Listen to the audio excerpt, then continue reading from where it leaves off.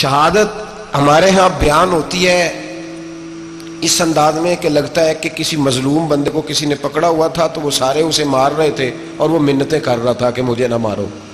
इतनी हाय हाय की जाती है कि महसूस होता है कि इमाम अली मकाम बड़े परेशान थे कि किसी तरीके से, और उनका ख़ानदान बड़ा तकलीफ में था कि जल्दी कहीं करबला से निकल जाए। हालांकि इस धरती पे, इस कायनात पे सब्र, शुजात, इस्तकामत और हौसला जिससे कायनात सीखेगी वो सिर्फ इमाम हुसैन ही है।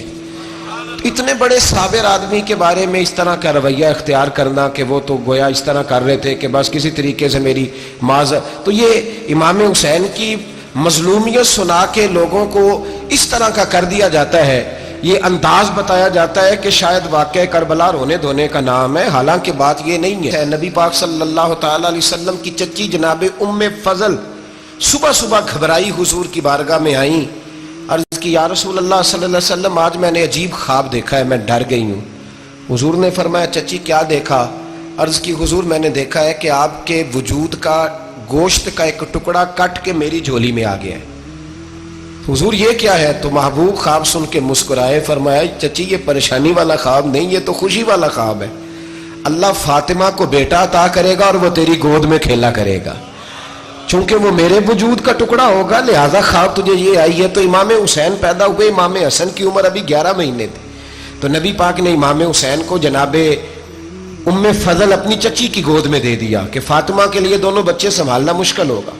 वो ख्वाब इस तरह पूरी हुई। इमाम हुसैन से हुजूर ने बड़ा प्यार किया, बड़ी मोहब्बत फरमाई नबी पाक से। कुछ हदीसें मैंने जुमे में अर्ज की थी। हजरत अबू हुरैरा रदी अल्लाह तआला अन्हु कहते हैं ये वाहिद बच्चा था हुजूर के घराने का कि मैंने देखा कि नबी पाक सल्लल्लाहु अलैहि वसल्लम बैठे थे तो ये हुजूर से कह रहे हैं, नबी पाक से, कि नाना जी उठ के खड़े हो। तो कहते हैं हुजूर खड़े हो गए। तो कहने लगे मैंने आपके बराबर जाना है। बच्चे जो मर्जी जिद कर लेते हैं ना। कद छोटा था, उम्र 7.5 साल थी। कहने लगे नाना मैंने बराबर जाना है। तो नबी पाक सल्लल्लाहु अलैहि वसल्लम ने हाथ पकड़ लिए, फरमाया चल फिर हो जा बराबर। तो हजरत अबू हुरैरा कहते हैं उन्होंने हुजूर ने हाथ पकड़े, ऊपर खींचा तो इमाम हुसैन ने पहले अपने पैर हुजूर के घुटनों पे रखे, फिर नबी पाक के सीने पे रखे, और जब उनका कद सर थोड़ा सा हुजूर से ऊंचा हो गया तो महबूब फरमाने लगे चल बस कर, तूने तो कहा था आपके बराबर होना है, तू तो ऊपर निकल गया है, चल बस कर। फरमाते फिर इमाम हुसैन ने जुबान बाहर निकाली तो महबूब उनकी जुबान चूसने लगे, फिर साथ लिटा लिया और उन्हें सूंघने लगे। तो मैंने अर्ज की हुजूर आप हुसैन को सूंघते क्यों हैं? तो फरमाया अबू हुरैरा मुझे हुसैन के वजूद से जन्नत की खुशबू आती है, मुझे हुसैन के वजूद से जन्नत की। एक दिन हुजूर गुजर रहे थे। असल इस तरह था कि ये नबी पाक का हुजरा था। जिन लोगों को अल्लाह ने मदीने की ज़ियारत कराई है वो जान सकते हैं नबी पाक का हुजरा था। तो हुजूर के हुजरे की इस जानिब यानी मस्जिद की जो बिल्कुल सीध है उसकी बैक में सैयदा फातिमा रहती थी। तो हुजूर अक्सर ना नमाज के लिए जब निकलते तो हजरत फातिमा के हुजरे के पास से होकर दोबारा मेहराब में जाते।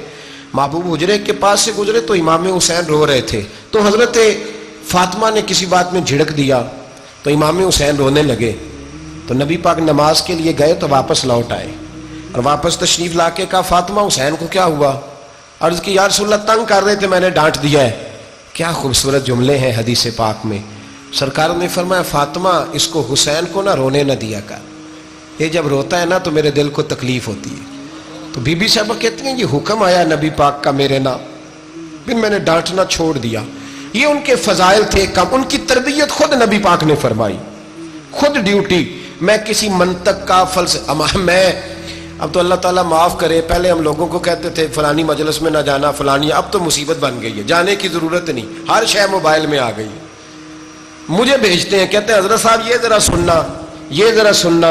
कल कराची से कुछ मेहमान आ गए तो अब बच्चों ने वो क्लिप संभाल के ये मौलवी देखो क्या कहता है। अब आयतें पढ़ी जा रही हैं कुरान पाक की, इतना टुकड़ा यहाँ से लेते हैं, इतना टुकड़ा यहाँ से लेते हैं और मिला के पता नहीं कौन सा मिक्सचर बना रहे हैं। किसी आयत का तर्जुमा नहीं, कोई वाज़ेह हदीस नहीं, ऐसे हुआ होगा फिर इसको इससे जोड़ लें तो क्या बनता है, इतनी जमा कर। ये कौन सा दीन है जो तोड़ मरोड़ के बयान कर रहे हैं? कौन सा मजहब है? दीन तो वाज़ेह खुली किताब है।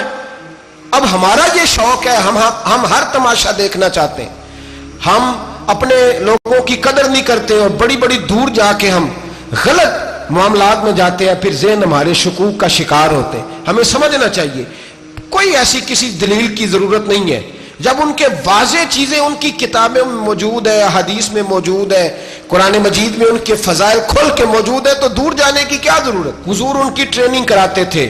پہلی بات تو یہ ہے کہ نبی پاک نے دعا مانگی تھی، یا اللہ میرے گھر والوں کو زیادہ روزی نہ دینا، انہیں ایک وقت روٹی دینا، ایک وقت کی بھوک دینا۔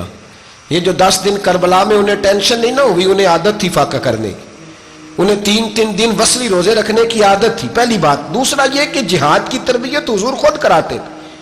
حضرت فاطمہ الزہرا کہتی میں پردے کے پیچھے دیکھ رہی تھی، نبی پاک نے امام حسن اور حسین سے فرمایا چلو میرے سامنے کشتی لڑو، تو دونوں حضرات آپس میں جب کشتی لڑنے لگے تو نبی پاک نا امام حسن کو کہتے ہیں حسن حسین کو ٹانگوں سے پکڑو، حسن حسین کو پیچھے سے پکڑو۔ جب نبی پاک بار بار امام حسن کو بتا رہے تھے تو سیدہ پیچھے سے بول پڑی، کہنے لگی یا رسول اللہ آپ چھوٹے کو بتائے، آپ بڑے کو بتا رہے ہیں، بڑا تو پہلے 11 مہینے بڑا ہے، تو آپ چھوٹے کو بتائے بڑے کو بتا رہے۔ تو فرمایا فاطمہ تو چپ کرنا، جو میں دیکھ رہا ہوں تو نہیں نہ دیکھ رہی، ایک کو میں بتا رہا ہوں، دوسرے کو جبریل امین بتا رہے ہیں۔ تو یہ